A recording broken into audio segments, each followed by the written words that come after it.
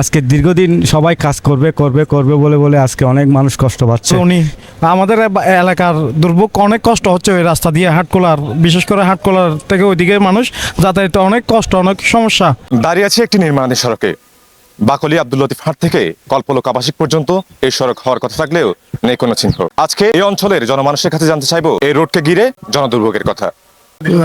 আজ দীর্ঘদিন হয়েছে কাজ নকরে রাস্তাকে বাঁধা চলাফেরা কষ্ট হয়েছে আর বাজি আর চলিতে পারি উগুলো জিনতে পারি বাজি আজ বহুত দিনে কি 8 দিন রেখে। হ্যাঁ, আমরা ভোগান্তি বলতে এটা স্বৈরাচার আমলে টেন্ডার হয়েছিল, ওরা কাজ অধ্যক্ষ করে ফালাই গেছে।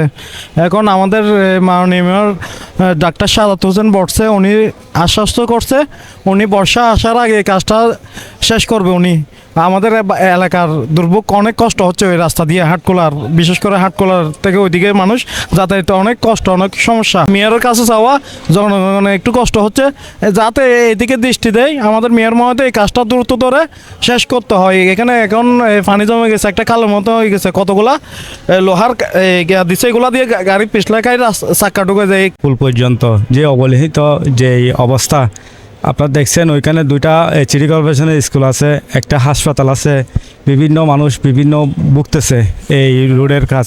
আজকে দীর্ঘদিন সবাই কাজ করবে করবে করবে বলে বলে আজকে অনেক মানুষ কষ্ট পাচ্ছে। কেননা সামনে বর্ষা আসতেছে, বর্ষার আগে যদি আমরা কাজটা করে যদি উঠতে না পারি তাহলে সামনের বর্ষার মধ্যে আরও প্রচুর মানুষ কষ্ট ভুগবে। সেই জন্য আমি সিটি কর্পোরেশনকে দৃষ্টি আকর্ষণ করতেছি। আমাদের যে চট্টগ্রামের মেয়রকে আমি আশ্বাস করতেছি যে দ্রুত বর্ষার আগে কাজটা করার জন্য, যে কাজটা করে শেষ করলে যে জনগণ যে একটু শান্তি পাবে বা চলাফেরা করতে পারবে। এখানে স্কুল আছে, আপনার এই হাসপাতাল আছে, এগুলা সব দিকে তাকাই হলে দ্রুত এই কাজটা করার জন্য আমি বিরতভাবে অনুরোধ জানাচ্ছি। এই রোডটার দৈর্ঘ্য হলো আপাতত এই হাটকোলা ব্রিজ থেকে নিয়ে কর্ণফুলী এই খালের এই সামনে কল্পলোক খাল পর্যন্ত, এটা 2100 ফিট দৈর্ঘ্য লম্বা। আর পাশে কটক কেউ বলে 18 ফিট, কেউ বলে 15 ফিট, এভাবে। তো এই কাজটা আসলে এখানে এই রাস্তাটা দীর্ঘদিন যাবত এইভাবে পড়ে আছে। আমরা অনেকেই যে ময়লা পানির মধ্যে মনে করেন হাঁটাচলা করতে হয়, জোয়ার আসলে এখানে একদম ভরে যায়, আমাদের চলাফেরা অনেক কষ্ট হয়ে যায়। কেউ দেখো না দেখার মতো আছে। তো এই রাস্তাটার দৈর্ঘ্য 2100 ফিট কাজ হওয়ার কথা ছিল। পরে আপনার 2100 ফিট থেকে 700 ফিট ওই যে সামনের জায়গা পর্যন্ত 700 ফিট হয়েছে। হয়ে ওরা এই যেটা ফিস দুনা বলে, ফিস দুনাটা করে বিলটা নিয়ে চলে গেছে।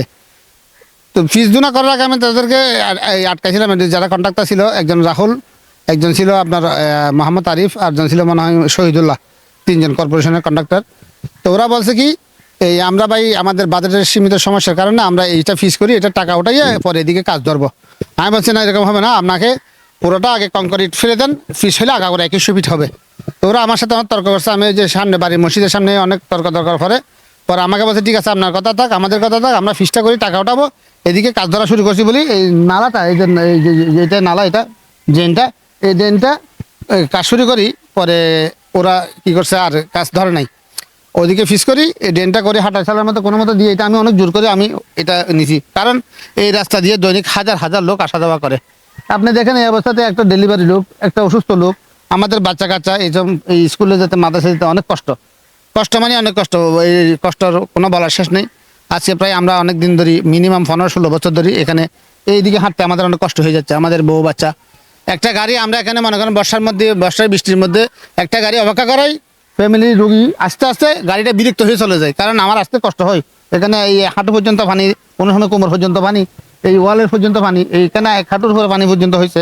মানুষের হতাশায় দীর্ঘ 30 বছর ধরে কোনো সুফল না পেলেও চাই এর যথেষ্ট ফলাফল। শিশির আজাদ, চট্টগ্রাম পোস্ট।